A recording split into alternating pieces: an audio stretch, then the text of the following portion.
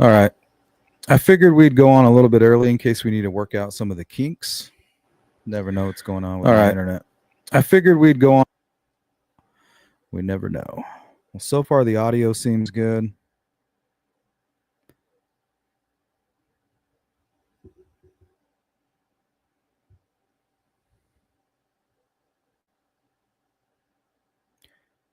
All right. So if anybody's out there, if you can hear me, let me know how my transmission is doing. Do we got a clear audio, clear video?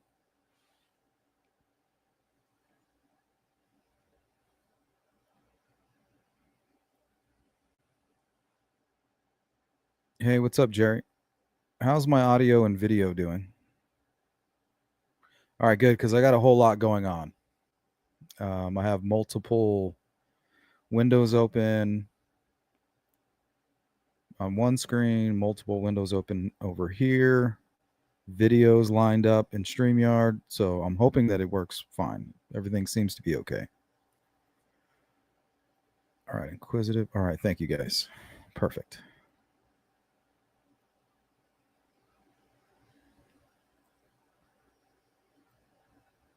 All right, working out any of the bugs. So it looks like the actual hearing will start in about 50 minutes.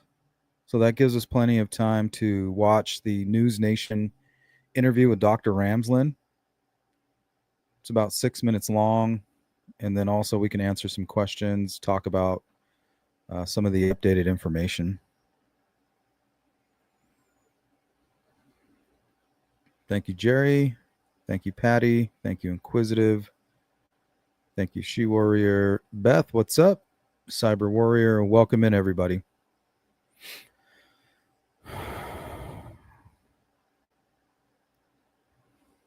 So one thing I was noticing is, well, actually, I'll let you guys answer the question first. Now, the poll question is, can Judge Hippler deny the plea agreement? What do you guys think? Yes, no?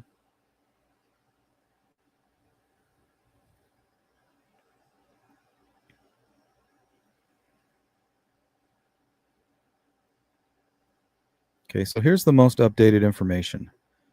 Bryan Kohberger accused of fatally stabbing 4 University of Idaho students, Kaylee Gonsalves, Madison Mogan, Zana Kernodle, and Ethan Chafin, November of 2022, has agreed to plead guilty to 4 counts of first-degree murder and 1 count of felony burglary.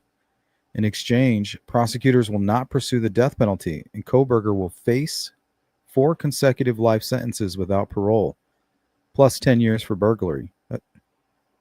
I really don't know why they do it that way. Let's just go ahead and throw 10 years on top of 4 life sentences. It's kind of strange.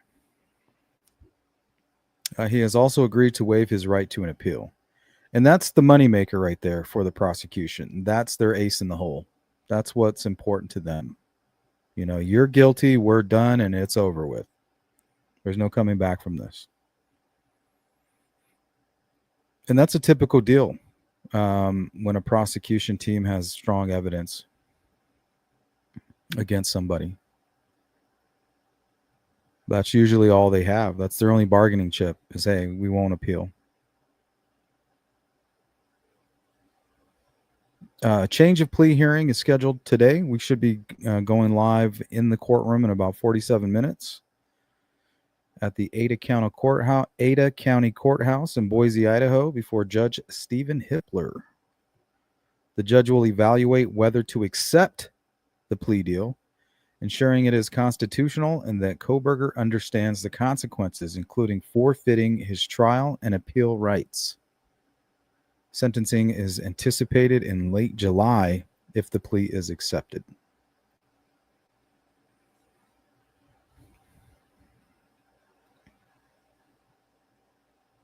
Jerry, in Indiana, the judge can deny a plea agreement. The family is asked if they agree to the plea deal in court, and that weighs in on the judge's decision. Well, I know he can deny it, but I think the question I should have asked is, could he deny it if he feels that there's something wrong with it, other than violating Kohberger's rights?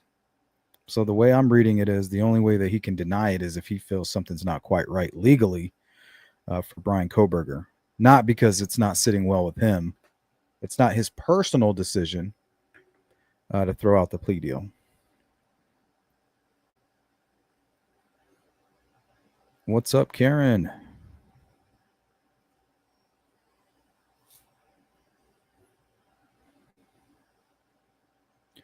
Okay, let's go to some of the family reactions. We heard from the Gonsalves. We'll read that one first, and then we'll hear from the Kernodle and Mogan and Chafin families.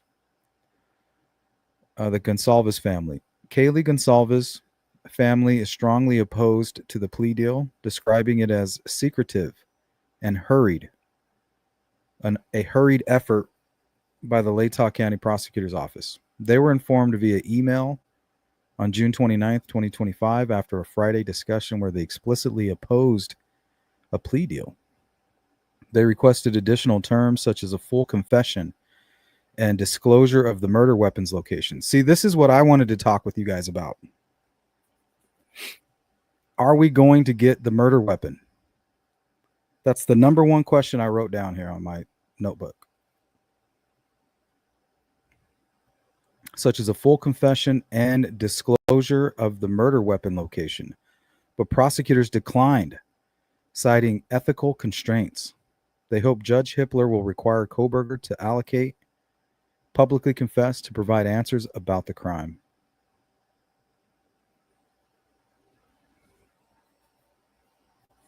I mean, to me, that seems like a given, right? If you're going to confess, then we need that. We're going to need everything. You know, what'd you do with all the evidence? What'd you do with your clothing? Like, tell us everything that happened and what you did. A to Z, everything.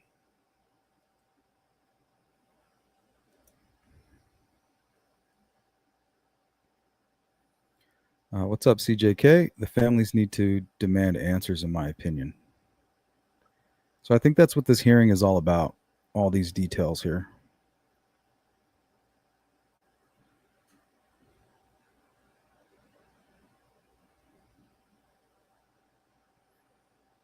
Yeah, we need that murder weapon.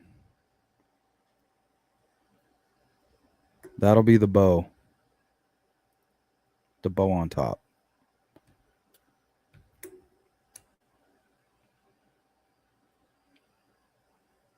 All right, let's continue on here. The Kernodle family. Zaina Kernodle's relatives, including her aunt, also oppose the deal, preferring a trial to seek the death penalty and more transparency about the crime. Mogan and Chafin. Ben Mogan, Madison's father, supports the plea deal, viewing it as a way to avoid the emotional toll of a trial and begin healing. Stacy Chafin, Ethan's mother, confirmed her family will attend the hearing in support of the agreement.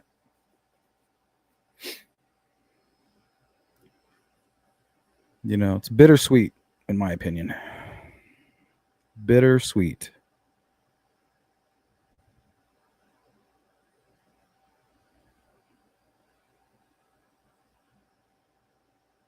Okay, so shout out to the person who sent this to my email this morning. I mean, we saw it coming. We talked about it last night. Dr. Ramsland. Dr. Catherine Ramsland. As you may know, she was Bryan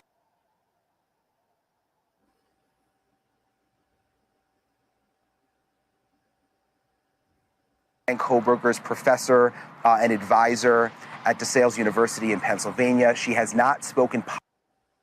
Okay, hold on, guys. I need to reset my system real quick. Let's stop my camera. Every once in a while, there's like a weird delay.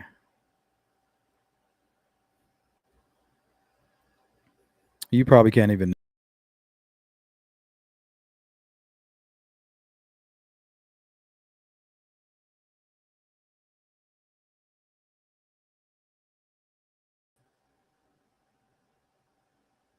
Okay, we will try this again.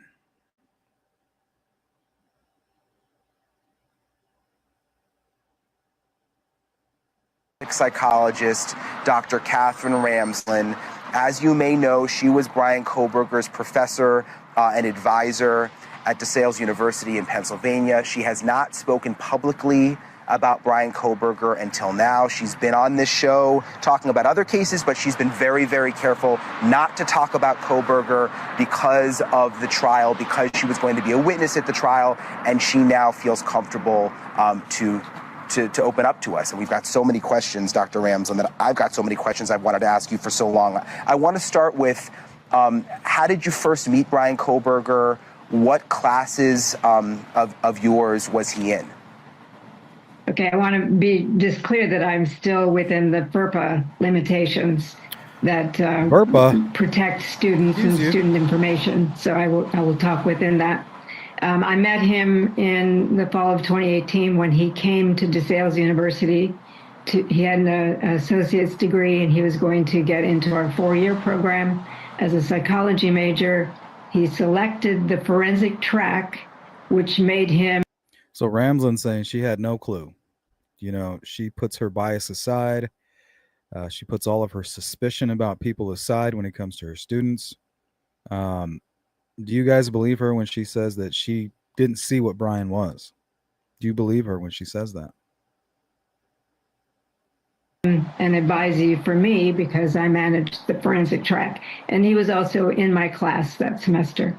Ramsland talks about FERPA. I should have mentioned that. There's a law, it's a federal law, I believe, that she is not allowed to talk about certain aspects of a student, their grades, certain parts of their academic life. It's almost like a HIPAA. So she's going to tell us what she can, but unless Bryan Kohberger signs off, she's legally not allowed to talk about certain elements of his academic career. So just keep that in mind if there's some things that Dr. Ramsland can't answer. What was your perception of him? He seemed Always with the like finger. Eager to be in the classroom. He was polite. He was respectful, intense, and curious. And there was no reason for me to think that he was anything other than someone who was really interested in this potential career. Was there anything looking back now that was strange about him or that you noticed? When I look back, there really isn't anything that stood out to me. It's like she doesn't have any discernment. I think when you're a teacher, your instinct is to accept students at face value. You don't, start with suspicions or, and there really weren't any red flags. He was always really quite respectful and grateful. He would thank me for things. He was attentive. He would do the work. I didn't have any concerns. I think it was 4 classes that you taught him in. What were those classes? There were 3 undergraduate courses in the forensic track that I taught, and he was in all of them. Well, one was Introduction to Forensic Psychology. Another was my death investigation class, which was called Psychological Sleuthing. And the third one was called Psychological Sleuthing. That's kind of what we do a lot of here, huh? Dangerous Minds, the Psychology of Antisocial Behavior. And then he got into the graduate program in criminal justice for a master's degree. And he took a course with me called Behavioral Criminology. Makes you wonder if he took those classes specifically because she was teaching them. Is there anything, Dr. Ramsland, when you look back and you think about the curriculum of those classes, and not getting into his specific experience, but when you think about what you taught in those classes that you think, oh my gosh, he may have used that in what he's now accused of doing here in Idaho? Well, the antisocial behavior course involves serial killers and mass murderers. And we do a lot of case analysis. I use two books that I wrote. One was written with the BTK killer, whom you just mentioned, and his decision process and the crimes and how he thought about them and felt about them and what was it like for him, to be caught. So that's a very intense book. And also I have one called The Mind of a Murderer, which was about various behavioral experts over the past century who interviewed killers, mass murderers, and serial killers. Well, the thing is, I mean, anybody could look at these things in hindsight and put it all together and say, oh, here's a red flag, here's a red flag. I thought it was her job to see these things coming before they manifested. Get as close as possible, I mean, what good is spending it? a lot of time with them to get as close as possible to their process of becoming a criminal. And so he would have been exposed to that. I think some of now looking back, I would look at maybe some of the things that interested him as being, something that gives me pause. But we always have to think about, we all know, everyone in this field, forensic psychology and criminology, know that we could have students who might become offenders. But we also know that the vast majority of our students will not, and will instead go into a field like law enforcement, FBI, Secret Service, that make. I just find it hard to believe that, like, this is her specialty. It's her job to see Bryan Kohberger. It's just strange for me to believe that she did not see him. And it's almost in the same breath, you'll hear her later on in the interview talking about how she's looking forward to interviewing Bryan and to asking him certain questions.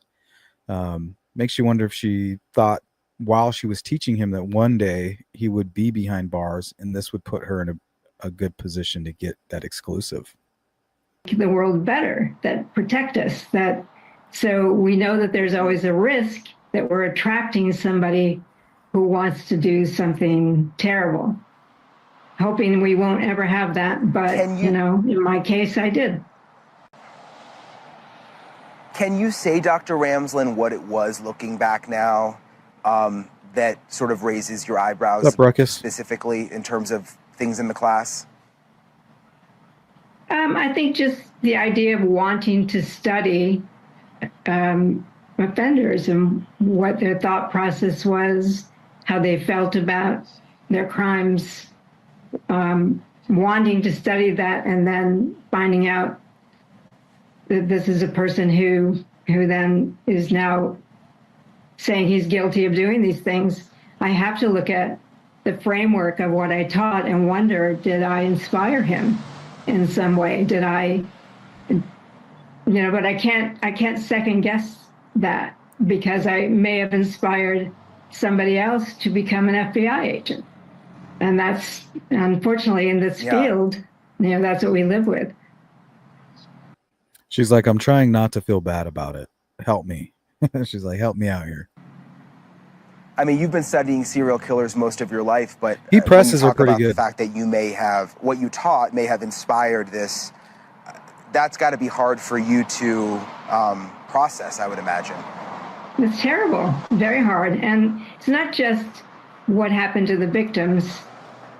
I really thought Bryan Kohberger was a promising student who really could have made a mark in this career, and in a very positive way. I thought it's weird too, because some of the cases that we've covered involving psychopathic killers, lots of times when they're sitting in an interrogation room, they'll say something like, well, I always knew I'd be in this room. I just didn't know which side of the table I'd be sitting on. So in their mind, they thought, well, I'd be pursuing a career in police work, or I'd become a serial killer, one of the two. I think it's possible some of these people will become both. That so disappointed, angry, and very shocked that this is who he turned out to be, and horrified for the victims and their families. Just horrified. I mean, I worked with Dennis Rader closely for 5 years. I met the victims' families. I saw the devastation that these kinds of acts can have, and I have to always keep that in mind when I'm teaching these subjects. What did you think when you first heard that Bryan Kohberger, your former student, was arrested for this? I was completely floored. I didn't believe it. And his demeanor that we saw on media was that he was confident that he was going to be able to prove his innocence. So I wanted to wait and see. I wanted to give him the benefit of the doubt. But as months go by and he kept saying that he had an alibi, and I wondered, well, why are you sitting in jail? Give us your alibi, get out. And right. that wasn't happening. Point. And then it was. That's what we said, with Richard Allen. But yeah, if you have an alibi, like honestly, there is no probable cause. So what you mean is you plan to convince a jury that you have an alibi. But if you actually had an alibi, there wouldn't be any charges against you in the beginning. Really, when he said his alibi, and it was clearly not an alibi, and he would have known that, certainly from all the classes that he had through undergraduate and graduate work, he would have understood that wasn't really an alibi. I think that was what I was. His mistake was, it is a great alibi, right? It's a great alibi when you don't drop a knife sheath with your DNA on it, right? When there's a nexus connecting you to the actual crime scene, there's nothing you can do. There is no alibi. But if you didn't drop that knife sheath and there's absolutely no DNA on your person or in your vehicle, hey, watching the stars at night seems like a pretty damn good alibi. But when you make that one mistake, you're fucked. Really, floored that this is my student who has done these things. You mentioned, you studied BTK, the serial killer. You met with him many times in prison. This is what you do in a hope to prevent these things from further happening and understand the mind of a serial killer. Would you want to study Bryan Kohberger? Have you put any thought into that? Is that something that you think could be possible? I've been thinking about that for 2.5 years. I would. This is my work. If he wanted to do that, I would. And within the framework of this is what we do to try to look at developmental trajectories, the triggers, so that we can see the red flags faster. We can prevent people like this from wreaking the havoc that they do. So if he wanted to do that, I know that he's got the intellectual capacity to do it, to be self-reflective, to help think through how his life came to this. And so I would definitely do it if he were willing. And it would be hard. But I think because I have so much material from him, I have questions for him that I think nobody else but me could ask. And just my last question. It's just kind of creepy. She studied the BTK so much, right? I wonder if she imagined what it would be like being in his life at the developmental stages of his criminality. You know what I mean? And it's like she gets to actually fulfill that fantasy with Kohberger. It's like being able to be there during BTK's early years by being there during Kohberger's early years. So, I don't know, there's something creepy there.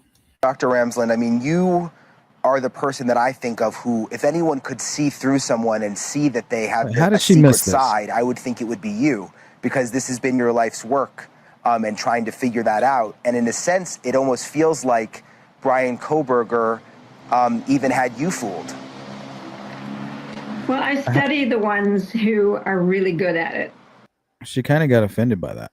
Because I want to truly try to understand what can we see in the constellation of behaviors that will tip us off earlier.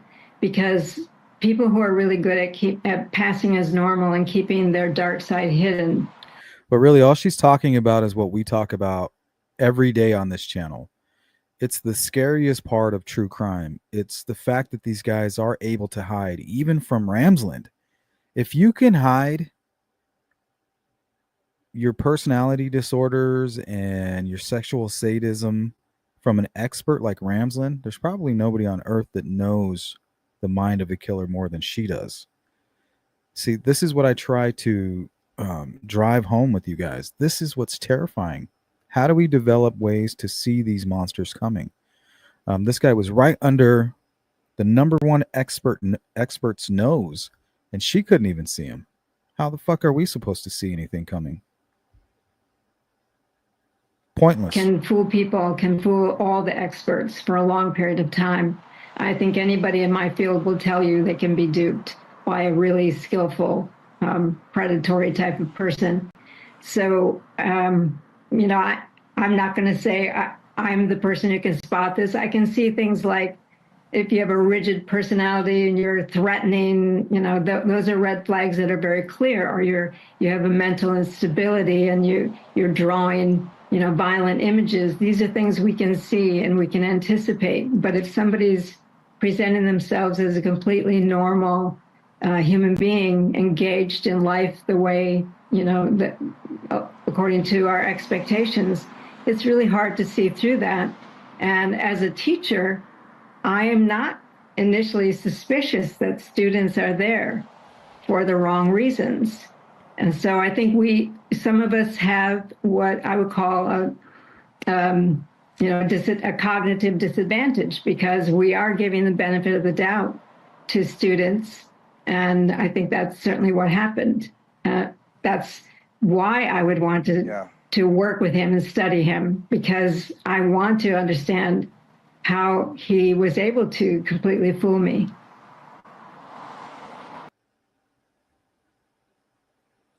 Interesting. Here, let me pull this back up, and then we'll go to the chat here. Candace, when has a judge ever rejected a plea deal in a murder case where the defendant agreed to life without parole? It's never happened.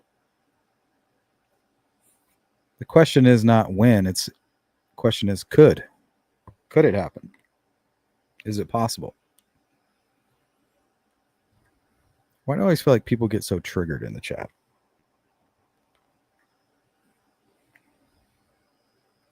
But it's happened quite a bit. Let's see. United States versus Banuelos in 2010. Federal case. Judge rejected a plea deal for murder and drug trafficking. People versus Ferrer in 1985. California. Judge rejected a plea deal for a murder charge, arguing the agreed upon sentence was disproportionately light given the crime's brutality. I mean, there you go. It does happen, and it could happen. Will it happen? Probably not.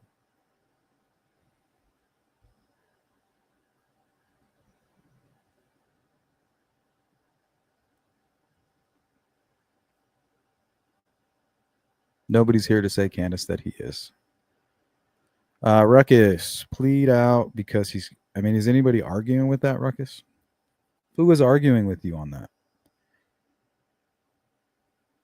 I don't think there's ever been a case where somebody pled to life in prison. They might plead to 5 or 10 years, considering that they could face life in prison, but never pleading to the worst case scenario. There's been cases where people were innocent and they did plead to 5, 10, maybe even a 14-year sentence, because the flip side of the coin was just so devastating. The potential, right? Facing life in prison. If you're innocent, you would rather spend 14 years in prison than the possibility of life in prison. So there have been cases where people were sentenced, 10, 15 years, something like that, and then later on found to be innocent. But there's no cases of anybody accepting a life imprisonment during a plea deal that was later found to be innocent.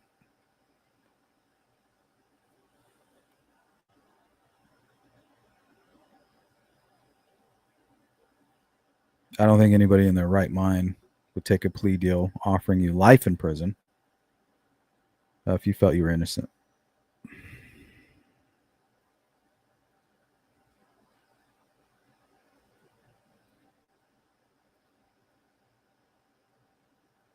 So let's check in on Idaho 4th District Court.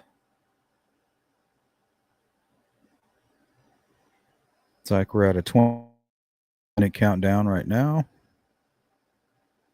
Let's go ahead and welcome in Mark, Candace P. Ruckus, and Boston Christian. Welcome in, guys. Looks like we have about 20 minutes before the hearing begins.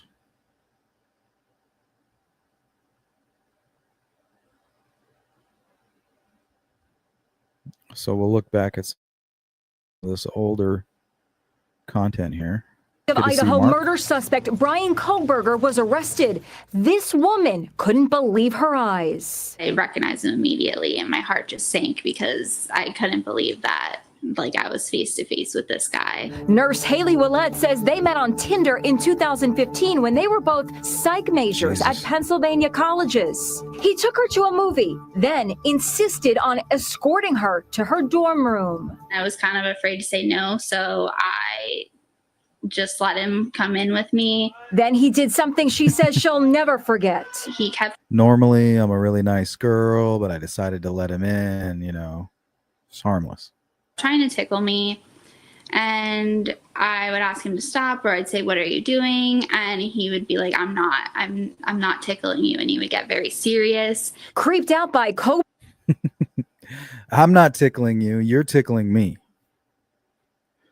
Gaslighting her. Kohberger, she came up with a clever ruse. I proceeded to pretend to throw up in the bathroom, hoping that, it would gross him out and he would leave. Did it work?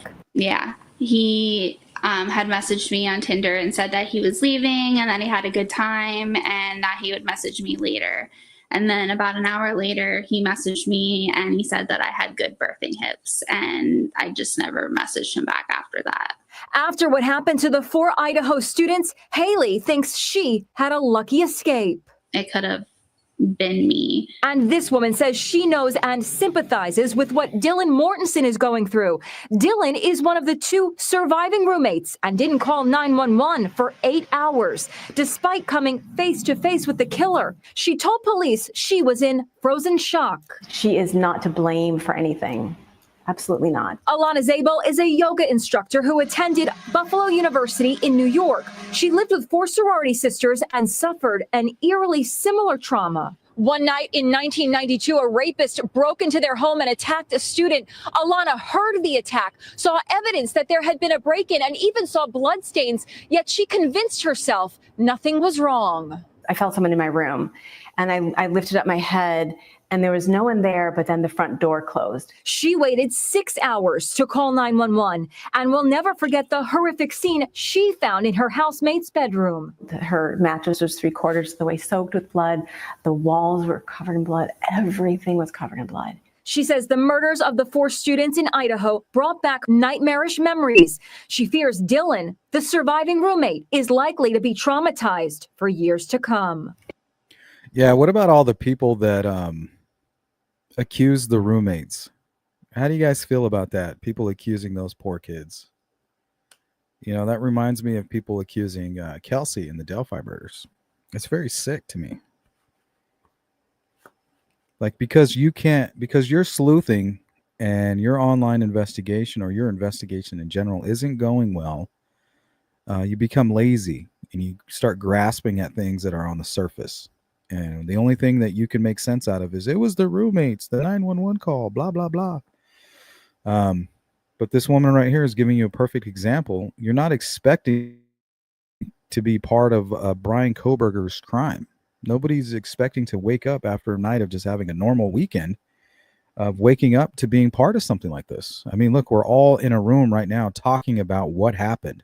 You have doctors saying, man, I really wish I could get into this guy's head. Nobody's planning on being part of all of that. So the accusations against the roommates were pretty disturbing. You had the delay in calling 911. People gave him a hard time. Court documents revealed that Mortensen woke up around 4 a.m. on the 13th, hearing noises, and later saw a masked man in black clothing.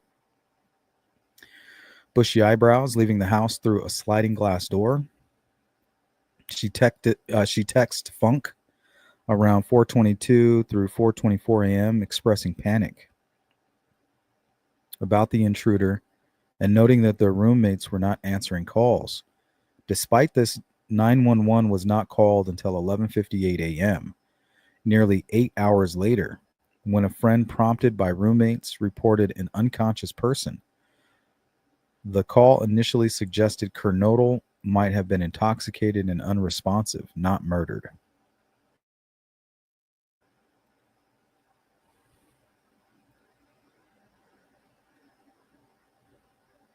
Yeah, no worries, CJK. Make sure you're paying attention to the road. Be safe.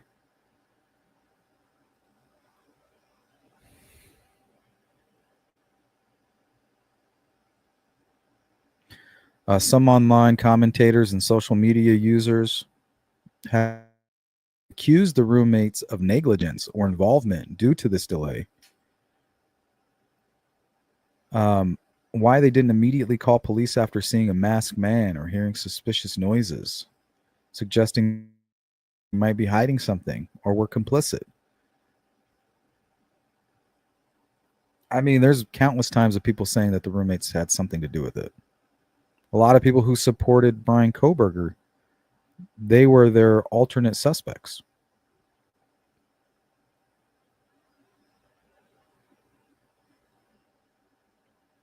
I believe they did text each other and they used social media before calling 911. You guys, there's no playbook for this. I would like to see what these people who are accusing the roommates would do in a messed up situation like this.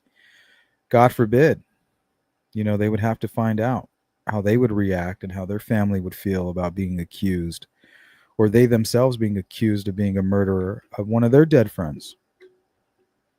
These people are psychotic. They have no empathy whatsoever.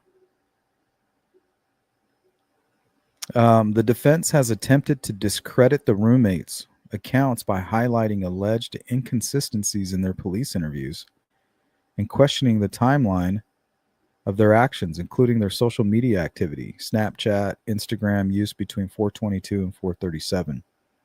This has fueled speculation, though no specific evidence of wrongdoing by the roommates has ever been presented.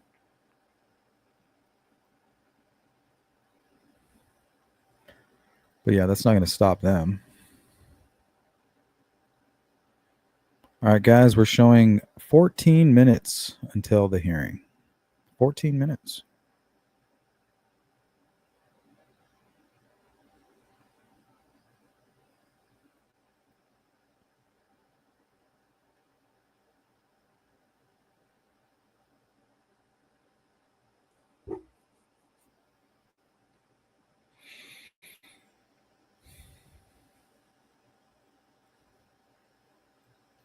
I don't know. I just feel like he's getting away with it.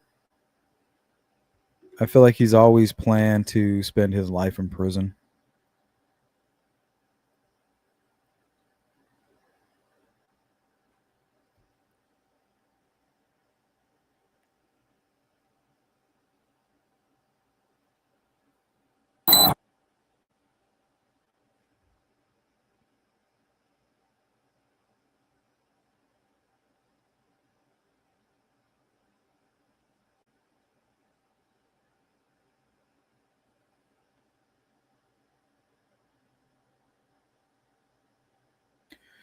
I wonder if he has some cuts or anything like that on his hand that are all cleaned up. Kind of looks like a few here.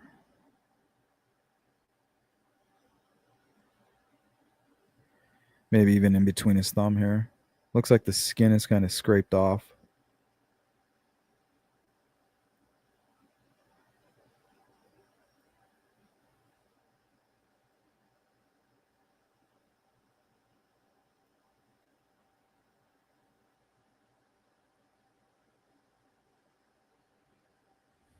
I don't know, it looks like he even kind of has a little bit of a black eye.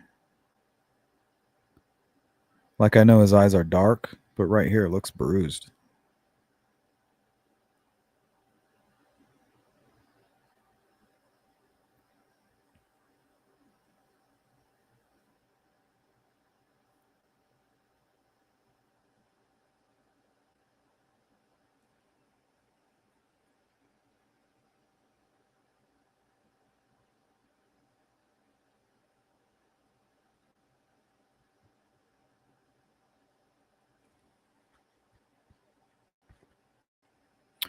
That's what we're going to get into right now. Let's talk a little bit about what to expect during the hearing. So what's the purpose of this hearing? And what will Judge Stephen Hippler evaluate? The hearing is to address the plea agreement. What specific questions will the judge ask Kohberger to ensure the plea is voluntary and that he understands the consequences? Could Judge Hippler reject the plea deal? And what would happen if he does? If the judge finds the plea deal unconstitutional or insufficient, could the case proceed to trial? And how might this affect the families and the legal process?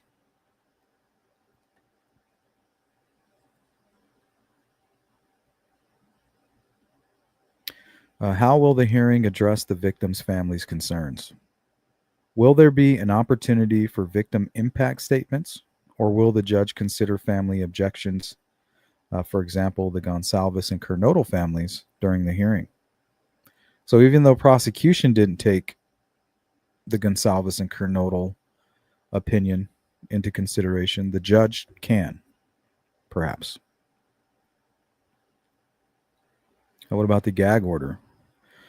Can it play a part in limiting information about the hearing? Not quite Renowned sure. forensics. Not quite sure.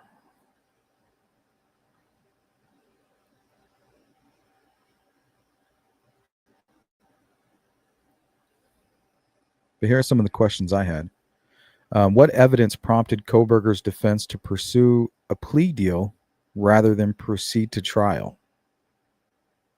So I'm thinking maybe the DNA on the knife sheath, cell phone data. I think the biggest one was the surveillance footage of him kind of creeping around the neighborhood. But why did the defense opt for a plea instead of continuing to challenge the prosecution's case? You know, why did they give up? I feel like it might have been Bryan Kohberger. He's like, you know what, I did it. You know, let's work out a plea deal. I'm afraid that they're going to put me to death. I don't want that. How does Idaho's Victims' Rights Act apply to this case, and where its requirements met? Idaho law requires prosecutors to consult with victims' families before finalizing plea deals. Were these obligations fulfilled? And if not, what recourse do families have?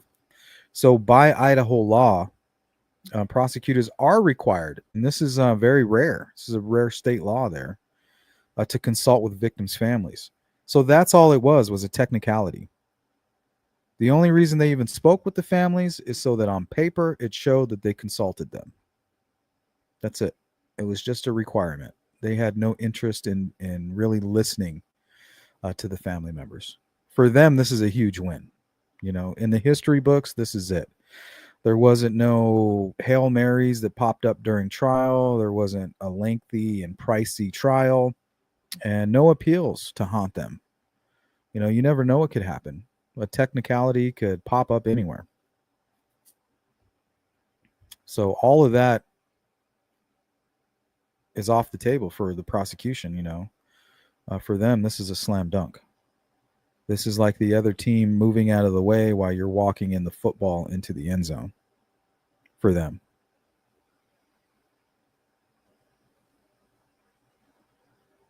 The only problem is you didn't let any of the fans in the stadium. You know, you had no support. You did it just to put the win on your record. You know, no cheerleaders here today during this. Okay, what are the potential long-term impacts of this plea deal on the families and the community? Does the plea deal provide closure? You know, is justice served, basically? Could federal charges still be filed against Kohberger? And how might this affect the plea deal? Some sources suggest federal authorities could pursue charges if Kohberger crossed state lines, potentially reintroducing the death penalty. Is that realistic? Real quick, let's check in here. Looks like we might be getting started.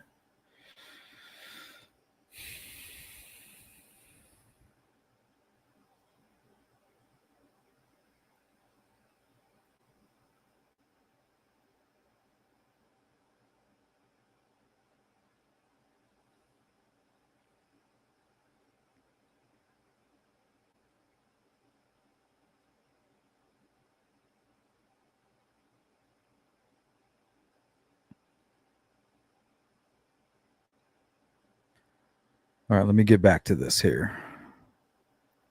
So, could federal charges still be filed? Looks like it's possible.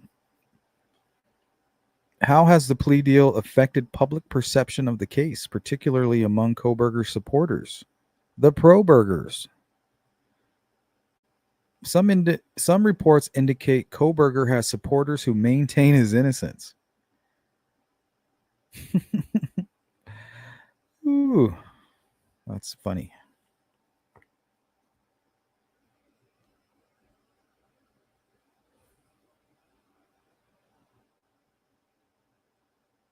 I mean, it's just crazy. How the hell could you possibly support Bryan Kohberger? I mean, I can understand a little bit of the Richard Allen stuff because everything's so vague. And there's not a whole lot there. But when it comes to Bryan Kohberger, I mean, he fits a serial killer to the T. You know, with the heroin use, all this talk about how he was an incel, his career path. I mean, everything about him screams serial killer. So what is it about you people? What was it inside of you that was like, nope, he's being railroaded? Like when it comes to the West Memphis Three, I could understand why people would support them. You know, they were gothic. Some people were only gothic because it was trendy, right? I joined a little clique in high school and I started dressing like a goth. I get the West Memphis Three. I was judged too. I wore Metallica shirts. I wore black. You know, we can understand why people got behind them. They were young. It looked like they were being judged by the clothes they wore, the things they were into. Like, I get that. But what is it about Bryan Kohberger that you felt like, man, I really got to support this guy? He's being railroaded. Other than the fact that you might also be a psychopath. And that's what you're relating to.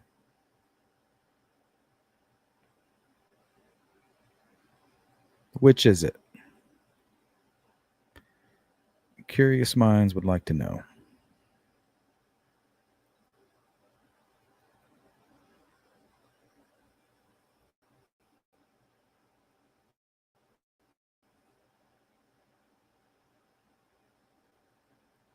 So, I mean, this dude is an obvious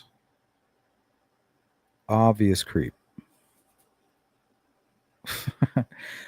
Let me see if I still have him. Oh, yeah, here it is.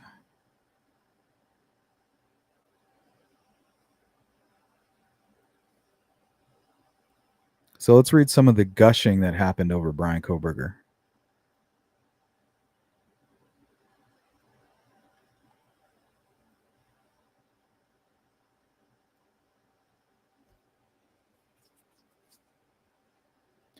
The look of confidence.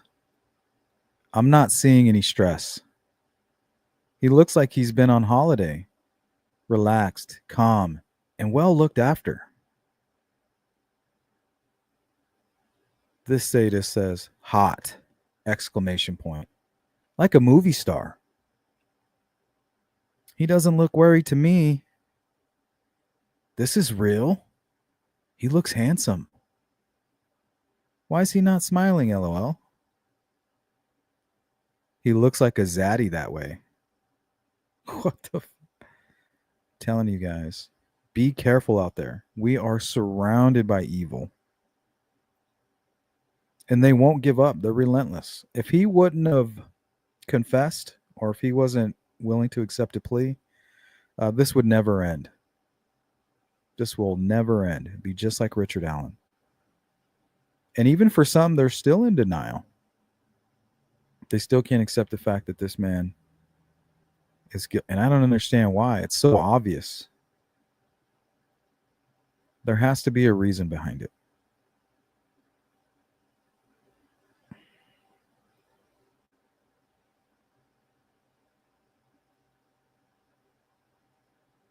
Fucking vampire eyes. Those eyes don't even look human.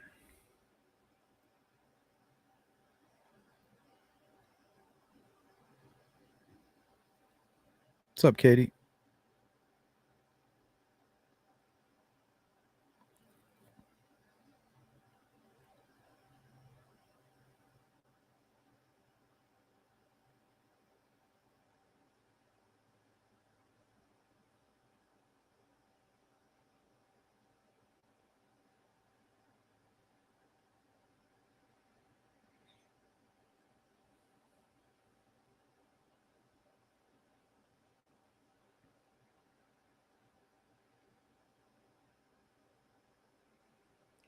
So this is the real Bryan Kohberger right here.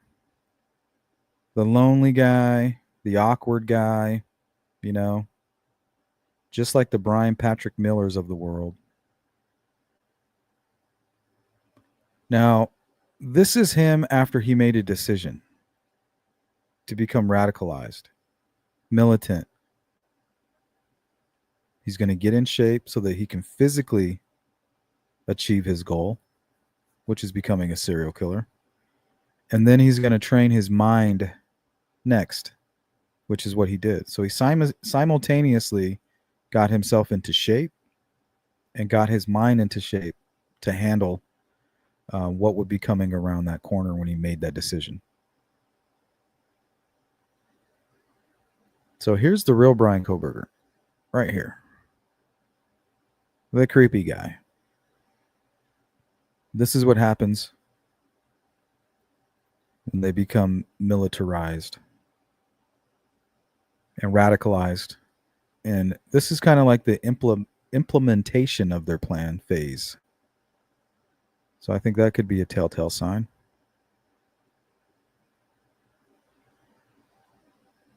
So imagine having no purpose in life, right? That feels shitty. Who am I? I have no purpose in life. To, oh, I have a purpose in life now. And it's to become a prolific serial killer. And one day somebody will write a book about me. How do I make that happen? Well, we all know what he did to ensure that. This is all part of his plan. Him linking up with Ramsland, him committing the murders afterward, him getting caught eventually. I don't think he planned to get caught this early on. I think he planned to commit a series of these crimes that told his, some kind of story for him. And then Ramsland, he would go to prison, he would plead out, he would avoid the death penalty, waive his right to appeal, and then he would do interviews and they would maybe do a movie about him. His only downfall was that he wishes that he did more crime. He's not as prolific as he hoped he would be, but he's right on schedule. This is definitely a high profile case. He's probably one of the most famous people in the world right now. And there's just no way around it. This is why they do it. This is why incels become Bryan Kohbergers. They feel insignificant in the world. Most of us realize that we're not special. Like, hey, we're not special. If we want to be special, it's going to take hard work, a lot of enthusiasm. You're going to have to be devoted. You want to be a world championship boxer? You can't eat candy. I'm sorry. You can't eat candy. You can't drink alcohol. You might be a champion, but you will never be the greatest athlete if you can't stop doing those certain things. He could have been anything he wanted in the world, but this is what he wanted. Because as a psychopath, these are the things that he fantasized about. Like for me, I fantasize about generating a tip and my channel becoming well known in the true crime community, right? These guys generated a tip. They worked hard. They all cracked their heads together. They put their heads together and they did something significant for the true crime community. And that has happened before. In the Kokomo animal crushing case that we covered a lot, that involved the dark web and people who only were able to gain sexual satisfaction by watching animals being crushed. Well, there was a producer of crushing videos out of Kokomo. We were trying to tie them potentially to Anthony Schatz and the Delphi case. Well, a bunch of online sleuths, just because an image of a tattoo that was shown on the perpetrator's hand, they were able to find out who this person was. They ID'd them. They knew exactly who they were. They had proof of their wrongdoing and turned it into law enforcement.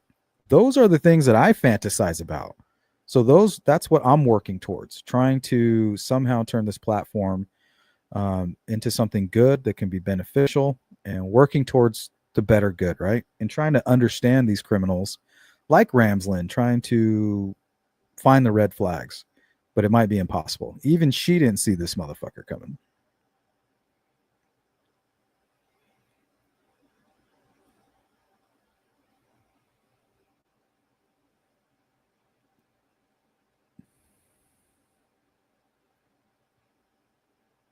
Hey, J. Ray. Yeah, isn't that disgusting? And all her neighbors said, yeah, all the cats were missing. All the cats started disappearing in the neighborhood. She had a neighborhood of missing cats.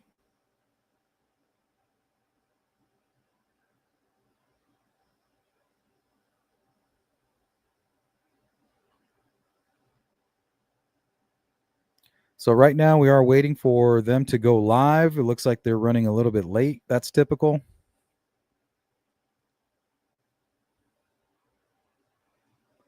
Welcome to class today, Bryan. Did you do your report? Yes, Dr. Ramsland. Just as you asked.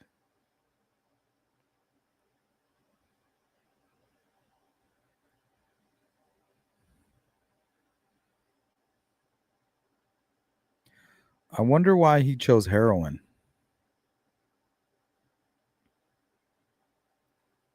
I wonder if it helped him.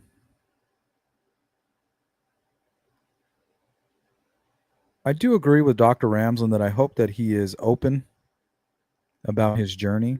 You know, what got him here? Why did you make the decisions that you made? What were your triggers? When did you cross that line? What were you thinking?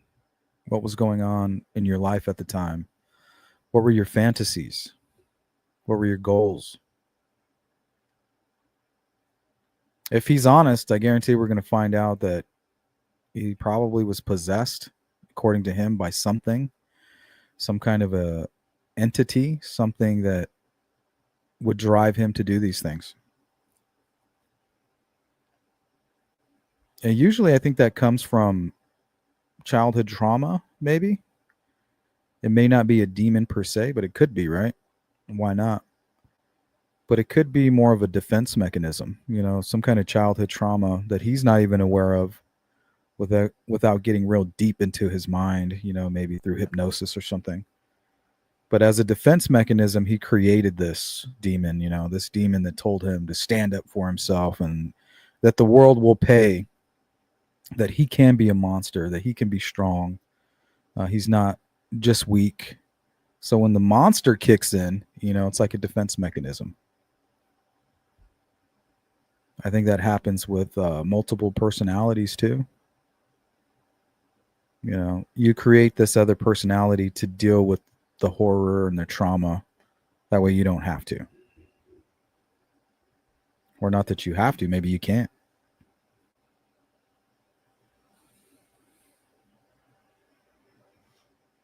See, I think only discernment can assist you in identifying somebody like Bryan Kohberger. Ramsland couldn't do it. And I definitely don't. I feel like she doesn't have any discernment. I feel like she's on a dark journey. She probably feels that she has it under control. But there was zero discernment there. Without that, I don't think you can see somebody like this coming.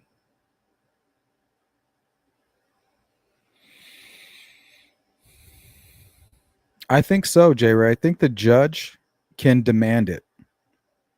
The judge can say, well, you're going to have to do this, this, and that in order for us to make this happen. So hopefully he has to give up the crime scene. He has to take them where he dumped all the evidence. He has to fill in the blanks. I hope that the judge forces that hand. But if you're just joining us, it looks like they're getting ready to start. They did go live. So we're probably just waiting for them to get all squared away.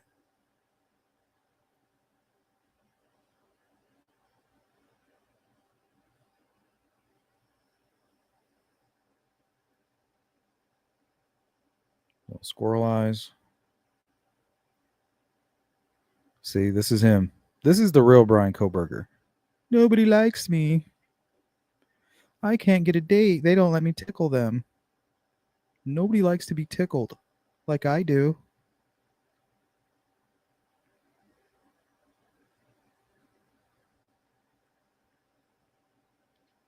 He just radicalized himself. I think it was at this point where he started getting into physical shape when he made the decision. I'm going to do this. So I'm going to be a prolific serial killer. That's what I want to do.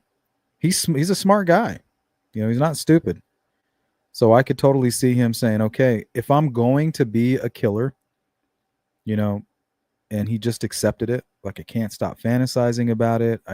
There's no sexual gratification without some type of pain being involved, seeing some kind of suffering. This is who I am.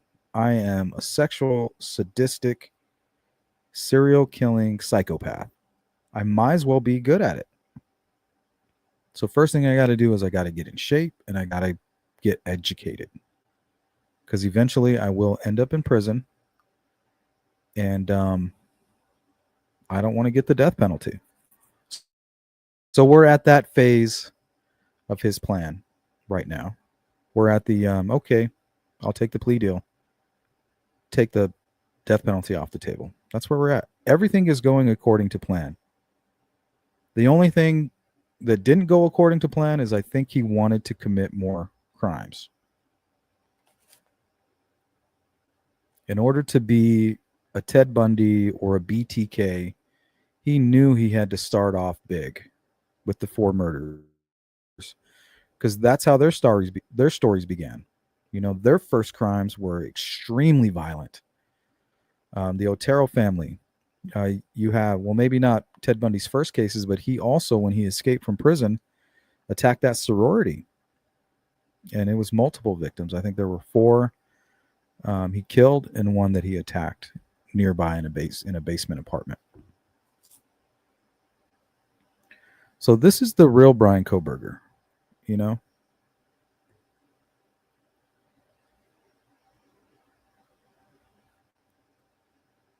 What's up, Louise? But something changed.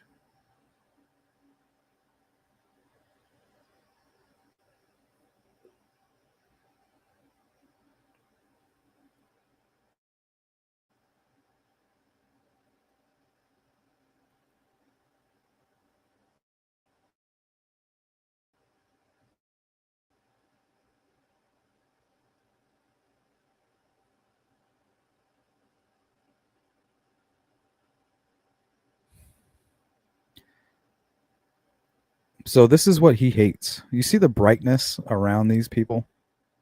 You see the color, the life, the smile? This is what good looks like. I'm living my life. My goal is not to hurt anybody. It's just to achieve my goals and to make my family proud and to be there for my friends and my family. A positive mark on society. Look at how they just radiate. That's what he hates. Look at this. It's just so bright. Right? After looking at Bryan Kohberger and then looking at his victims, we can see what he hates. You guys, we're at war right now. Our true meaning on this planet is to be good, and we're under attack by evil forces. The sooner you realize that, the safer you will be, and so will your family. And they hide. They hide right in front of you. They'll look you in the eye and they'll lie to you. They'll even act like a friend. Like groomers, they're always the most friendly people. Oh, you need a babysitter? Oh, you look exhausted. Yeah, I don't mind. Yeah, go out for a couple of hours. Go have a drink. You guys deserve it. And then when you leave, they start grooming and molesting your children.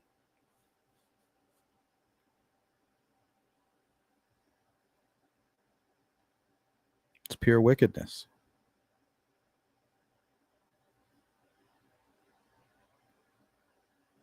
Vibrant. So much life. No wonder why he targeted them. They're everything he's not.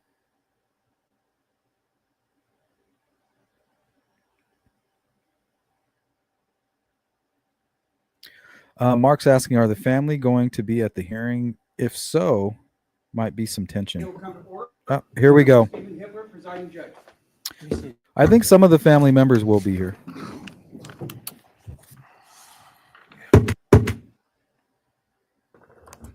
Hopefully you guys can hear that.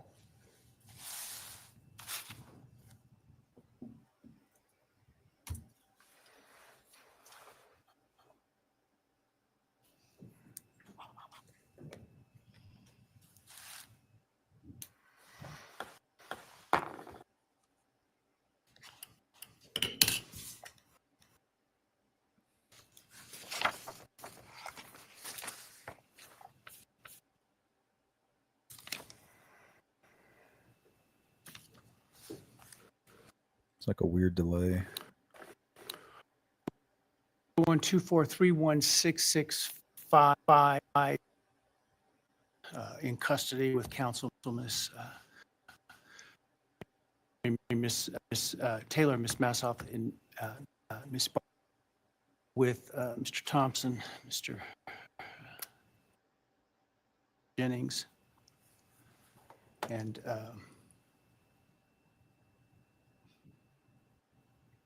Mr. Nye is here as well. Might miss anybody? Alan is here as well. All right, we are here today. I'm pretty sure that's them, not me. Change of plea. Before I start, I want to use of concern. First, I appreciate being on their best behavior. Please, no outbursts or demonstrations. Any such conduct and may result in the court proceedings in this case. I want to point I'm going to refresh this.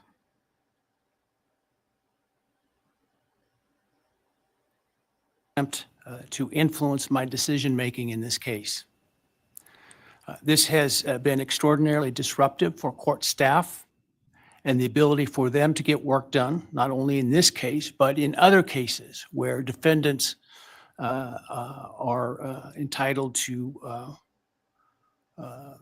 have their cases processed, and frankly, as important, if not more so, for victims to have their cases processed in those cases. It's also highly inappropriate. A court is not supposed to, and this court will never, take into account public sentiment in making an opinion regarding its judicial decisions in cases. Court should, and I always will, make decisions based on where the facts and the law lead me, period. I have not read any of the numerous messages nor listened to any of the numerous voicemails that have been sent to me and my staff. Jeez. Those have all been forwarded to security and, where appropriate, to law enforcement. People are so crazy. I ask that you not continue to mount such campaigns or to send me information like this, because again, it is not appropriate and frankly not something I would take into account when deciding a matter in a case like this. I also want people to understand some very basic concepts about the ideas of separation of powers, what the court's duties are, and what the duties and the rights of the executive, or in this case, the prosecuting attorney, is. The executive, the elected prosecutor, is the sole authority in deciding what charges to pursue, including whether, as well as what penalties to ask for, and what penalties to pursue, including the death penalty. This court cannot require the prosecutor to seek the death penalty, nor would it be appropriate for this court to attempt to do that. This court, in considering a plea agreement, if it were to reject this plea agreement, cannot force the state to seek the death penalty.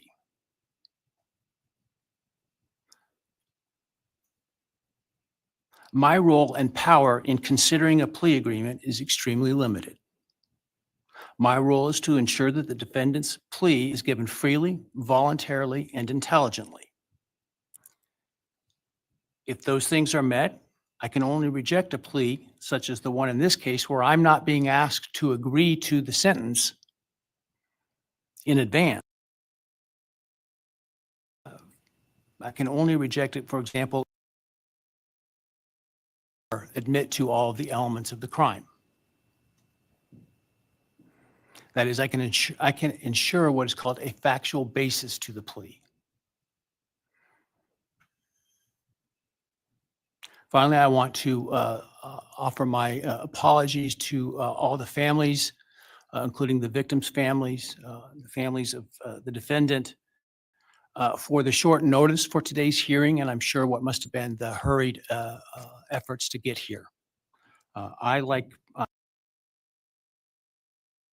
plea agreement Monday afternoon and had no inkling of it. Prior to that time, I was under the belief that this case was proceeding to trial, as had been indicated, and my staff and I were busy continuing to work on preparations to have potentially 10,000 citizens of Ada County come to jury duty starting in mid-July, with the questionnaire process in mid-July. It was, once I learned of the defendant's decision to change his plea in this case, it was important that I take the plea as soon as possible because of the extraordinarily administrative, or otherwise attendant to the process of this, getting this trial potentially underway on time, and including the significant process of bringing, again, potentially up to 10,000 jurors to come in and fill out juror questionnaires prior to the beginning of the voir dire process.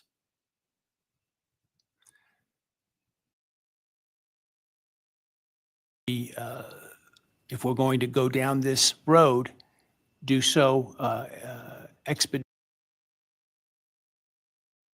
costs and expenses associated with that. Otherwise, if it was not going to result in a plea, or for some reason the plea were to fall through today, that we could continue diligently towards trial at the time specified. And so that obviously required that we act quickly. And so some folks may have not had the amount of time that we would otherwise allow for them to travel here. And so again, I apologize for that. I want to make people aware that during the hearing, if you are to leave the courtroom for any reason, you will not be readmitted during the hearing. Also, when we finish the hearing this morning, I ask that the public and media wait in their the defendants' families and others or you start to leave. Finally, I want to acknowledge the trial court administrator and her staff, the Ada County Sheriff, and the Ada County 4th District Marshal Service for the huge lift that they've accomplished in preparing for and orchestrating this hearing today, as well as to all the security attendant today that you see, and some of whom you, many of whom you don't see, with less than 48 hours notice. And so I appreciate the hard work that they've been doing. Frankly, some of them while they were on some vacation prior to the trial starting and had to call that short. And so I appreciate very much their professionalism and dedication. All right. That said, let's move to the business of today. I understand the state and the defense have reached a plea agreement in this case.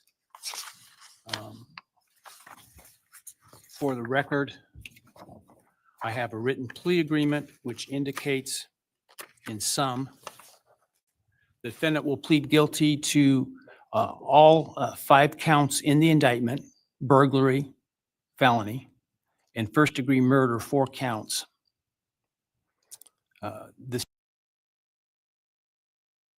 That is that the defense is not free to argue for a lesser sentence at sentencing to the following.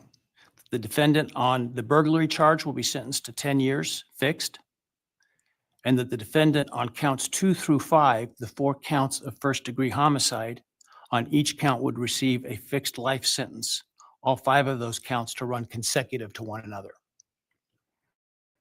Defendant, as part of the plea agreement, waives his right to appeal, as well as his right to appeal the sentence and his right to seek leniency or reconsideration of the sentence under Idaho Criminal Rule 35.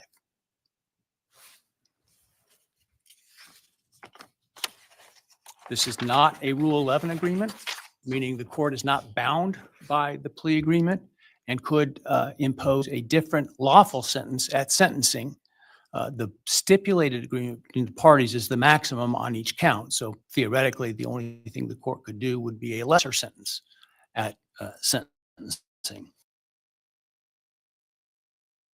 So under the plea agreement. Are there any other material terms of the plea agreement that the parties would like to make? Obviously, the plea agreement, the written plea agreement will speak for itself and be part of the court record. Not from the state, Your Honor. Thank you. No, Your Honor. Thank you. All right, very well.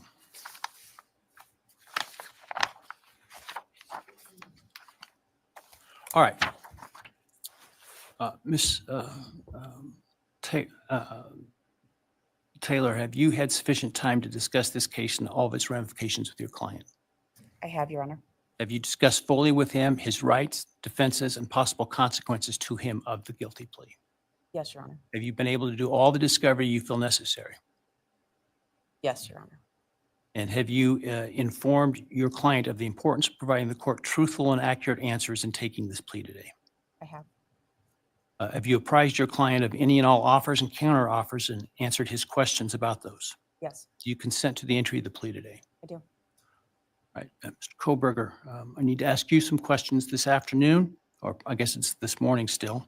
I do this to ensure that so that I am assured that you understand the nature of the charges to which I understand you're going to plead guilty, as well as the possible consequences to you of your guilty pleas.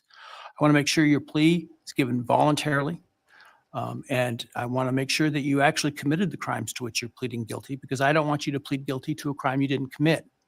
If you attempt to plead guilty today, but for some reason I don't accept your plea, then it is possible that your statements today could be used against you later at trial. Do you understand that? Yes. All right, thank you. And now, while you're standing, actually, why don't you take the oath from the clerk? Do you solemnly swear or affirm that the testimony you shall give in the matter not given before this court shall be the truth, the whole truth, and nothing but the truth, so help you God? Yes. All right, and Mr. Kohberger, just to make it easier, you don't need to stand when you speak to me. I appreciate the sign of respect, but for convenience, you can remain seated, all right? Sit your punk ass down. Before I start asking you questions today, have you consumed substantive questions? Let me ask you, have you consumed any alcohol, drug, or other intoxicating substance that would impair your ability to understand or exercise reasonable judgment? No. You feel like you are thinking clearly today? Yes. All right, I want you to understand what the possible penalties are for each of the crimes to which I understand you're going to offer a guilty plea today. They include, on count one, the burglary, a fine of up to $50,000 and a period of incarceration of up to 10 years in the state penitentiary. You may be required to pay restitution to any victims of the crime. Count 2, 3, 4, and 5 for first-degree murder.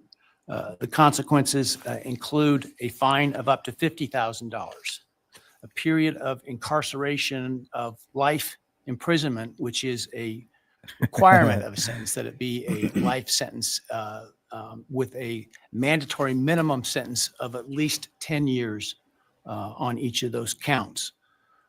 In addition, you would be potentially responsible for a fine of up to $5,000 to each of the victims of your crime, to be enforced in the form of a civil judgment, to operate as additional punishment. This is in excess of any restitution or fines that the court could order. And again, you may be required to pay restitution to the victims of the crime. You would be required to provide, as to counts 1, 2, 3, 4, and 5, a DNA sample and a right thumbprint impression, and potentially pay for analysis of those samples. You would lose any right to possess, purchase, or carry a firearm, the right to serve on jury duty, the right to hold public office, and the right to vote. Do you understand the charges and all those possible consequences? Yes.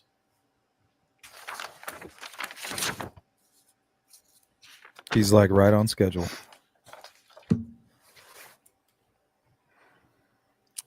You've heard the plea agreement that I talked about today. Do you agree with that plea agreement? Yes. And do you understand the nature of the charges that you've been charged with that I understand you're going to plead guilty today to? Yes.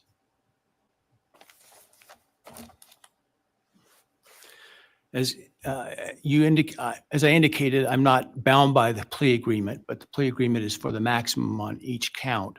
Do you understand that I'm not bound by the plea agreement? Yes. Has anyone promised you that I would be lenient or easy on you if you pled guilty? No. Has anyone threatened you or anyone close to you to get you to plead guilty? No. Is anyone other than the state's agreements with respect to the plea agreement, has anyone promised you anything in exchange for your plea agreement? No. Has anyone told you to be untruthful in answering my questions today? No. Has anyone offered you a reward of any kind other than the plea agreement in order to get you to plead guilty today? No. MK Ultra. Are you pleading guilty because you are guilty? Yes. And counsel, obviously there have been a number of motions filed to suppress evidence in this case. Other than those filed, are there any other motions that you felt were available with respect to Rule 12? No, Your Honor. And Mr. Kohberger, you understand that by entering the guilty plea in this case, you would be giving up your right to appeal any decision this court made, as well as your sentence. Yes.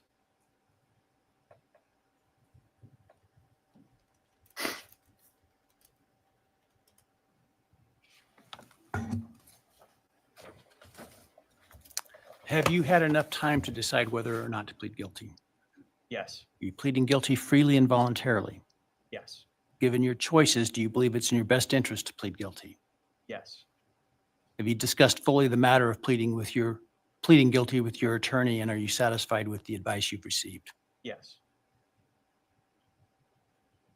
Has your attorney advised you to your satisfaction about what your rights are, what your defenses may be, and what the possible consequences to you of your guilty plea are? Yes. Has your attorney done everything you've asked them to do? Yes. Are you satisfied with their representation of you? Yes.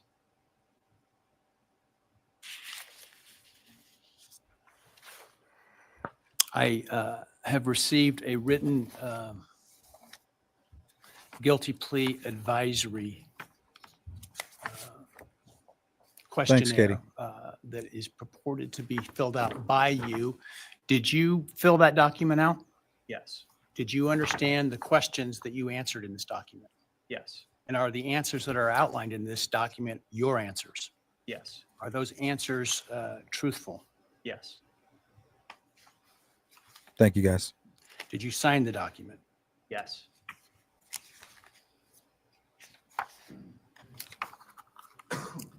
And this document outlines many of the rights that you have in this case. Should you not plead guilty, did you understand those rights? I'm waiting for somebody to jump They include over a and right like to a tackle jury trial. him. Do you understand that? Yes. They include a right to the presumption of innocence. Do you understand that? Yes.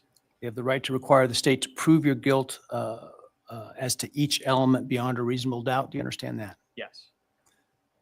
They include a right to confront your accusers and cross-examine witnesses presented by the state, including by utilizing the subpoena power of the court to accomplish that. Do you understand that? Yes. You understand you would have a privilege against self-incrimination and a right to remain silent, meaning you would not be compelled to testify if you did not wish to, had you not pled guilty. Yes. You understand you're giving up that privilege and those rights that I've just outlined by pleading guilty. Yes. All right, I want you to understand what the state would have had to have proven at trial had you, to the crimes that you're pleading guilty to, had you Not. if you pled. if you didn't plead guilty. Let me find the document. Hang on a second here. All right.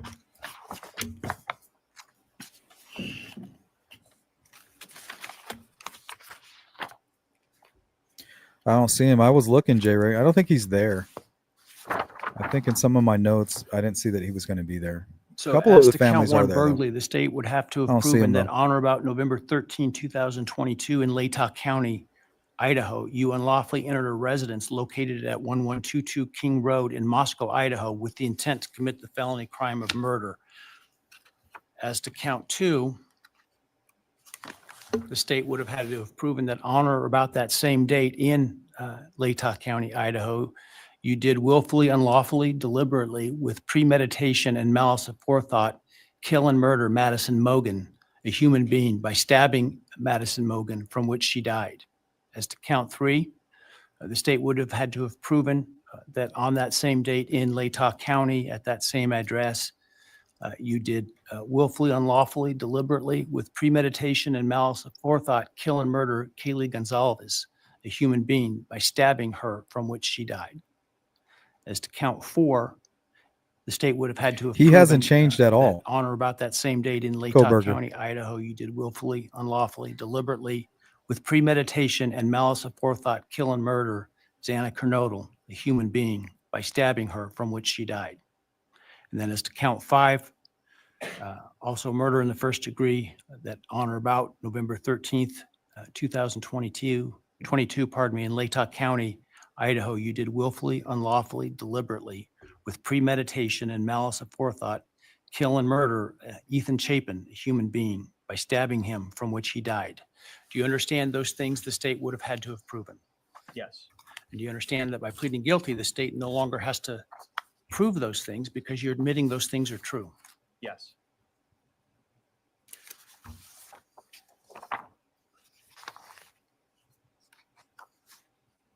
And he's just sitting there like it's nothing. These beautiful people are gone, and he's just sitting there like, well, I want to also make, here I am. For the record, the defendant has provided with the guilty plea advisory form a document entitled Written It's not Factual fair. Basis that purports to have the defendant's signature dated 1 July 2025. Did you sign that document? Yes. And did you agree with the written factual basis that is included there? Yes. Katie, he's been relaxed this whole time. It's just all theater for him. It's part of his plan. He loves And this then, part. let me ask you, did you, on November 13th, 2022, enter the residence at 1122 King Road in Moscow, Idaho, with the intent to commit the felony crime of murder? Yes. Did you, on November 13th, homie? 2022, in Latah County, state of Idaho, kill and murder Madison Mogen, a human being? Yes. And did you do that willfully, unlawfully, deliberately, and with premeditation and malice aforethought? Yes. Did you, on or about that same date in Moscow, Idaho, kill and murder Kaylee Gonzalez, a human being? Yes.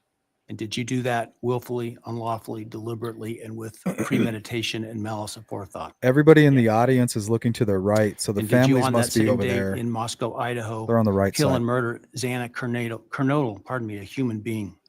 Yes. And did you do Or the that left side, willfully, sorry. unlawfully, deliberately, with premeditation and malice aforethought? Yes. And then on, or about November 13th, 2022, See, again, look, in they're all writing Latah about their County, Idaho, reactions. did you kill and murder Ethan Chapin, a human being? Yes. Did you do that willfully, unlawfully, deliberately, with premeditation and malice aforethought? Yes. I would ask the state at this time to provide its recitation of its factual basis had this case gone to trial. Thank you, Your Honor. Your Honor, the organization of the recitation is different than what I think the court and the public may be familiar with from the probable cause affidavit and other documents. The state's evidence, as an overview, would show that back in March of 2022, when the defendant was residing in his parents' residence or residing back in Pennsylvania, his home state, he purchased online a K-bar knife and sheath with an Amazon gift card that he had purchased shortly prior to the purchase of the knife, sheath, and sharpener.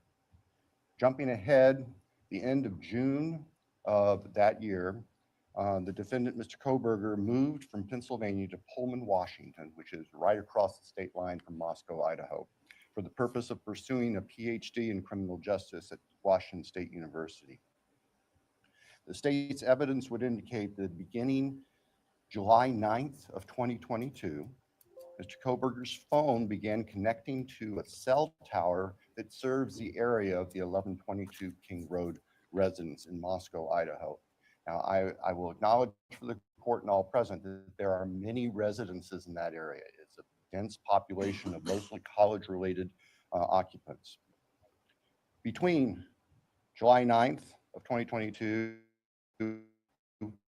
and November 7th, the defendant's phone connected to that particular tower during No, it's the late same. night, early morning hours, 10 p.m. to 4 a.m. on approximately 23 times. Now, I will acknowledge also, we do not have evidence that the defendant had direct contact with 1122 or with residents of 1122, but we can put his phone in that area on those times.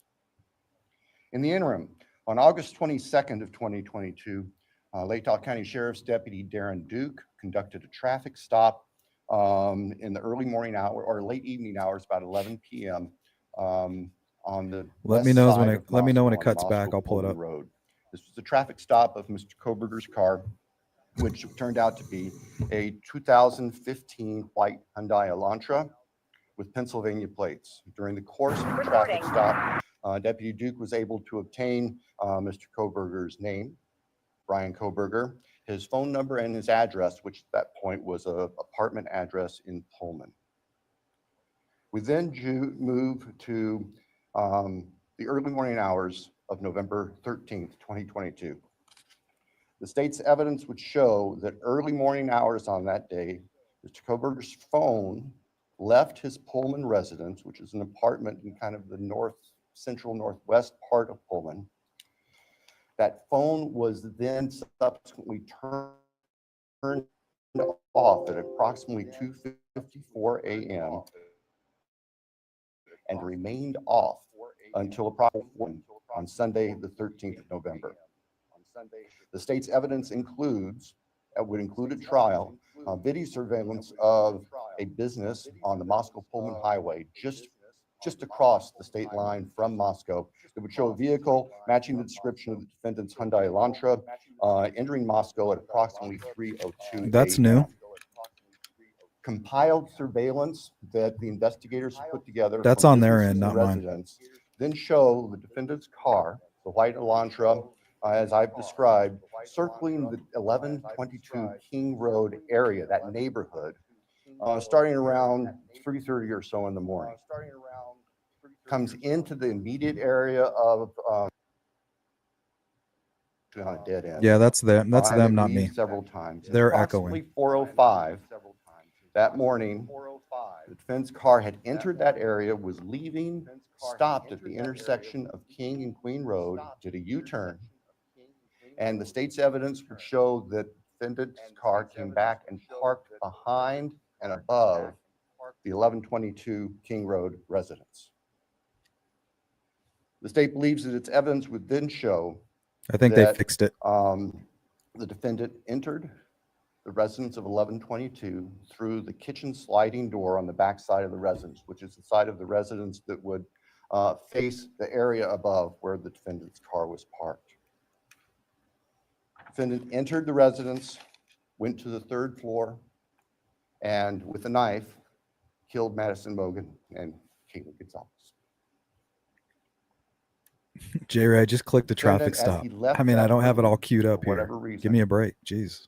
Ended up leaving, or the sheath for a K-bar knife was left on the bed next to Madison Mogan's body. And I can jump ahead. We don't need those That kind of sheath was comments, tested please. by the Idaho State Police Forensic Lab, and single source male DNA was found on the snap of that sheath, as well as blood from both Kaylee and Madison and other trace evidence. But it's important to note single source male DNA was on the snap of that sheath.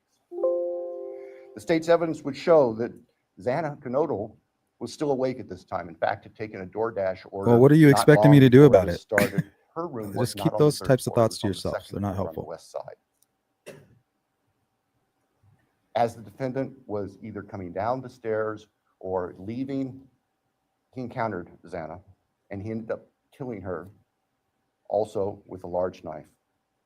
Ethan Chapin, Xana's boyfriend, was asleep in their bedroom, in her bedroom, and the defendant killed him as well with a large fixed blade knife. Each victim suffered multiple wounds.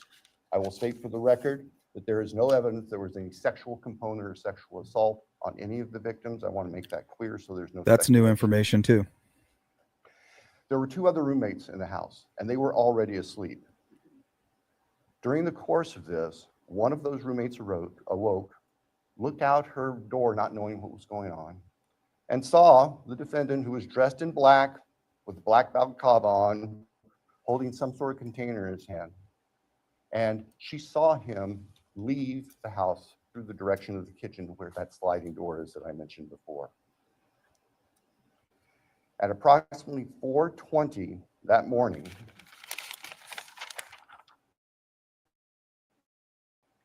so this would have been 15 minutes or so later, defendant's car is seen on a surveillance camera for 1112 King Road, which is immediately next door to the west of 1122, leaving the area at a high rate of speed.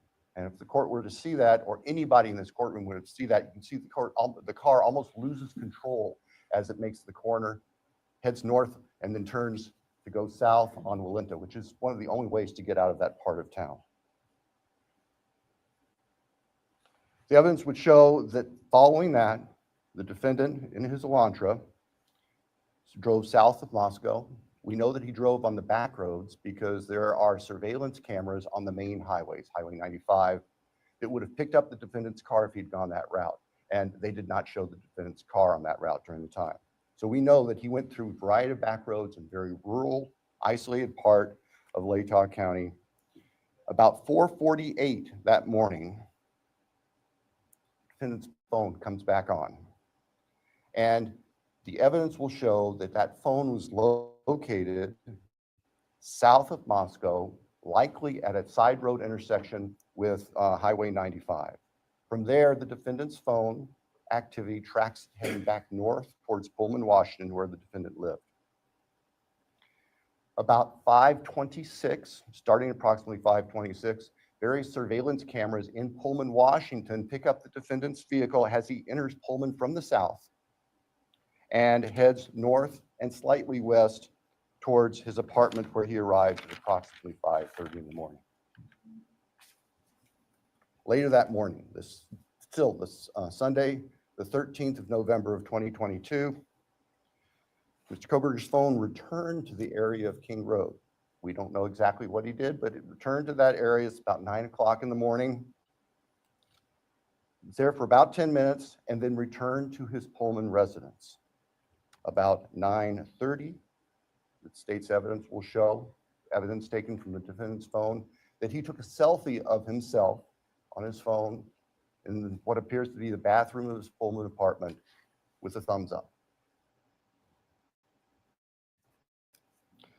The defendant's phone then went to the Lewiston-Clarkston Valley, approximately 30 miles south of Moscow and Pullman.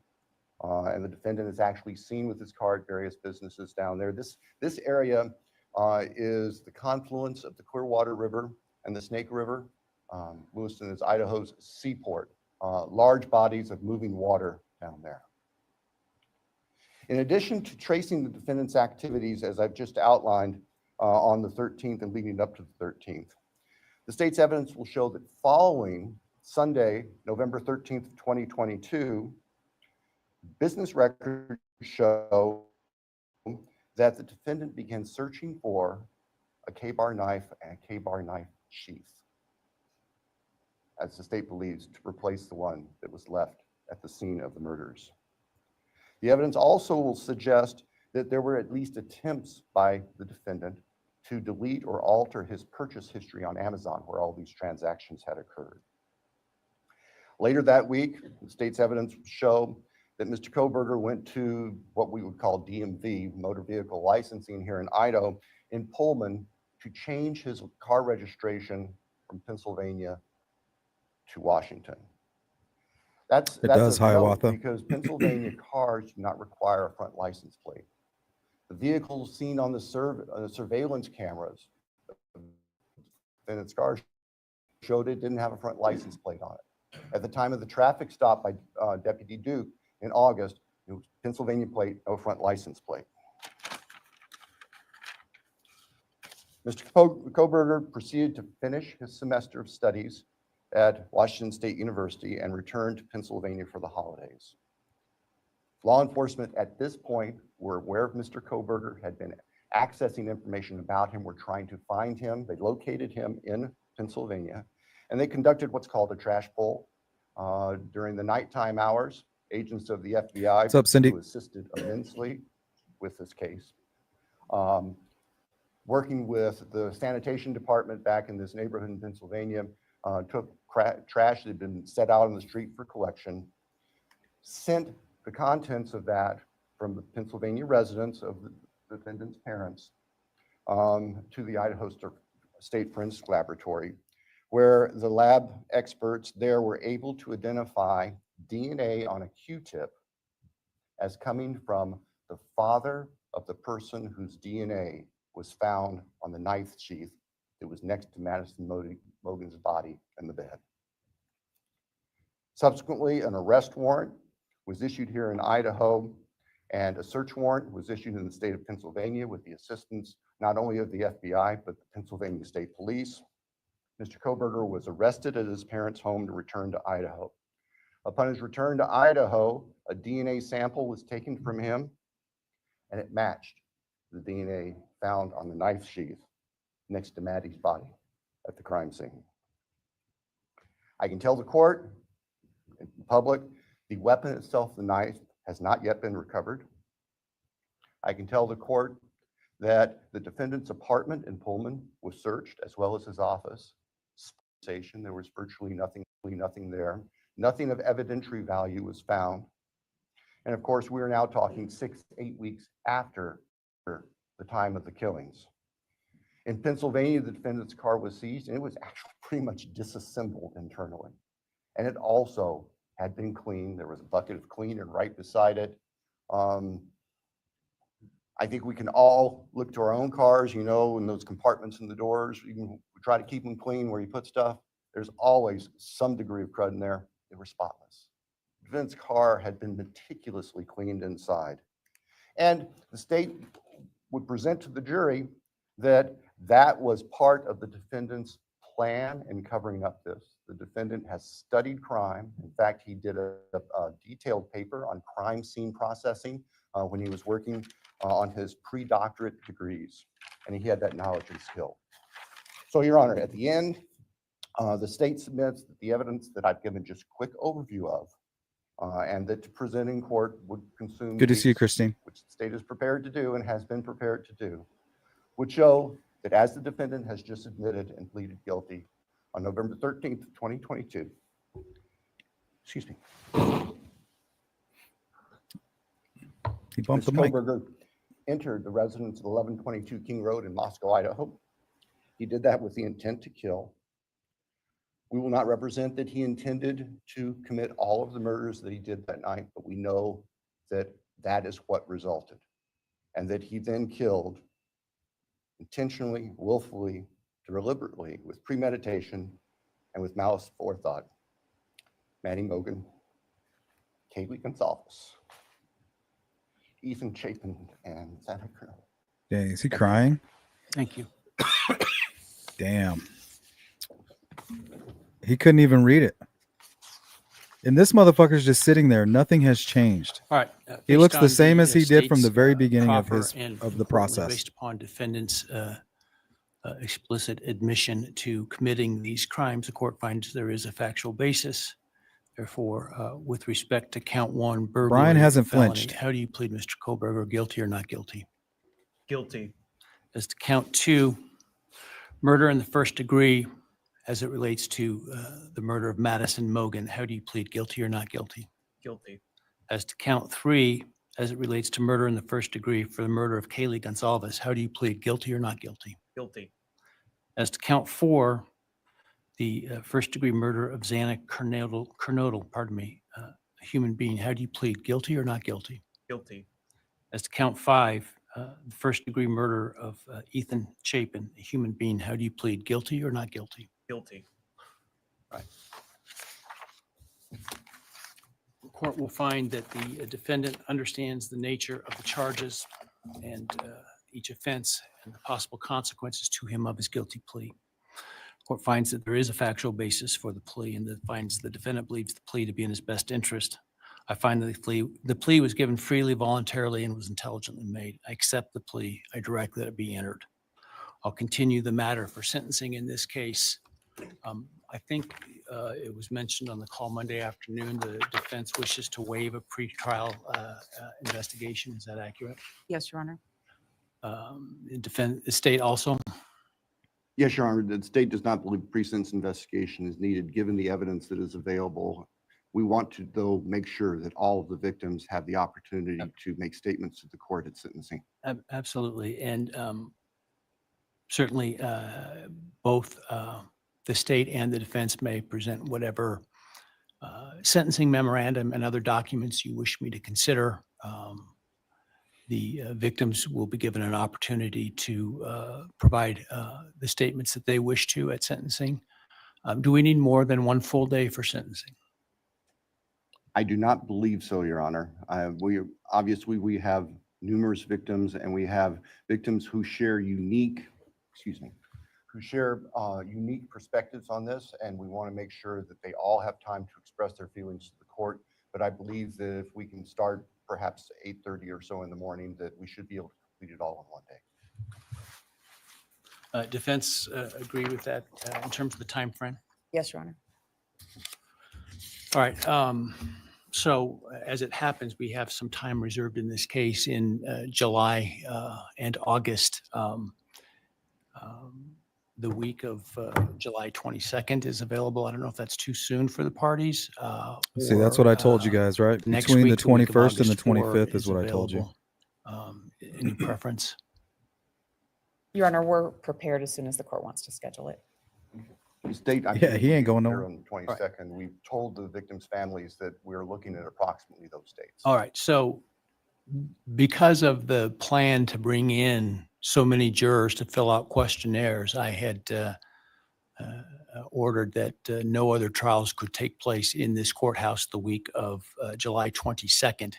And so we will use that in terms of the Saw that sentencing coming. date because of what I'm sure will be the significant interest of the media and the public and the logistics that will be required to make that happen. Without trials going, it'll be a lot easier to do that. So let's pick that week. Why don't we pick July 23rd with the idea that if for some reason we don't finish, we could continue into the 24th. We'll start at 9 in the morning. Does that All right, give your guys. team enough time, Sandra? 9 We'll in the morning. definitely be here for that. All right. July 23rd, Any concerns with that date? 9 No, Your a.m. Honor, thank you. No, sir. All right.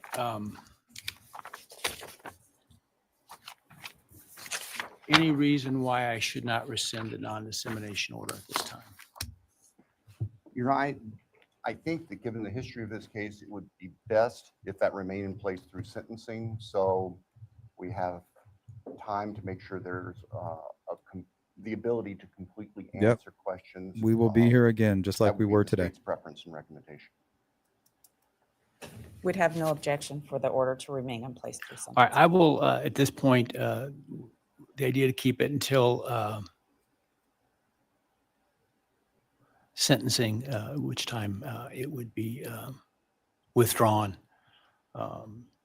in order to give the parties the space and time to prepare to meet what I'm sure will be the deluge of media requests. That's at least my preliminary decision at this point. We can always revisit if it seems to be, for some reason, I should. That said, obviously, I don't think the defendant, a bond was ever set for the defendant. Were it would be revoked. The prior order allowing him to come in civilian clothes is revoked, given his plea and no longer the presumption of innocence. And in fact, now the actual conviction for the crimes. So will be in it. continue He'll to be back held in his at, jumpsuit. Jail pending sentencing. Is there anything else to say? Nice. No, Your Honor, thank you. I assume that the trial date will be vacated trial and those is- 4 jurors will be released. The trial will be vacated, and I'm sure that the jury commissioner will get word to those that receive their summons that they won't be required to attend. So Thank you. that said, again, if you would all please wait for the parties and the victims' families and others to what leave they the do courtroom best. before you do, I would appreciate it. And with that, we're adjourned. Looks like they're going to let the family out first. Wow, that was rough. All right, guys, this will be our 10-minute warning. 5 or 10 minutes. If you guys have anything to add, do it now. Otherwise, we are back here July 23rd. It'll be 8 a.m. my time.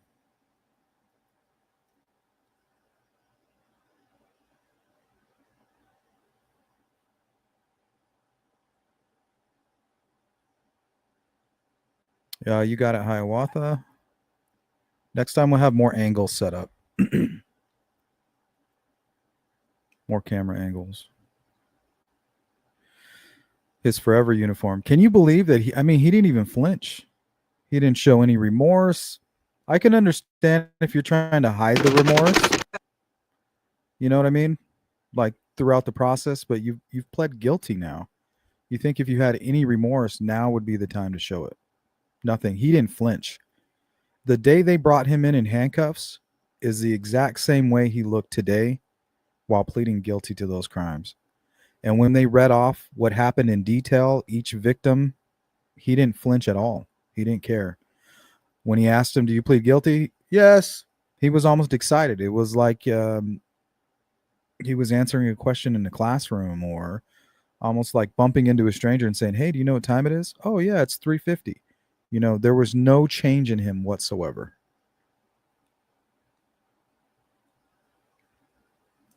So it's upsetting to see him just kind of living out his dream. For anybody like Bryan Kohberger, who was an incel, who wanted to commit a violent act for fame, that's what he's getting. This is what he worked for. This is just all part of the process of getting to that fame. You know, getting to where somebody like a Ramsland can correspond with you while you're in prison. You know, that's all part of it. You don't get the fame without getting busted, right? You don't get famous until they identify you. And if they identify you, they're most likely going to find you and arrest you, and you're going to end up in prison. The goal is don't get killed by the death penalty. Live out your life the way you've planned it. Writing a book, becoming this famous killer, exploiting the bloodlust.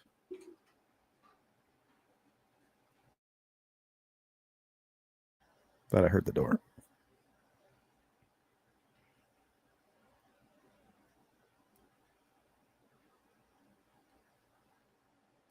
All right, guys. So I'll see you guys later. Boston, Louise, Cindy, Beth.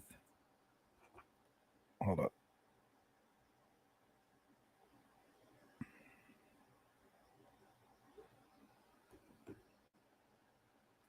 Okay. So don't forget, guys, July 23rd, 9 a.m., we will reconvene and we will go live for the sentencing portion of this. Maybe we'll get some details. Maybe we'll get to hear some of the family make a statement. Maybe we'll get a reaction from that cold-hearted son of a bitch then. But honestly, I doubt it. He's just like an empty shell.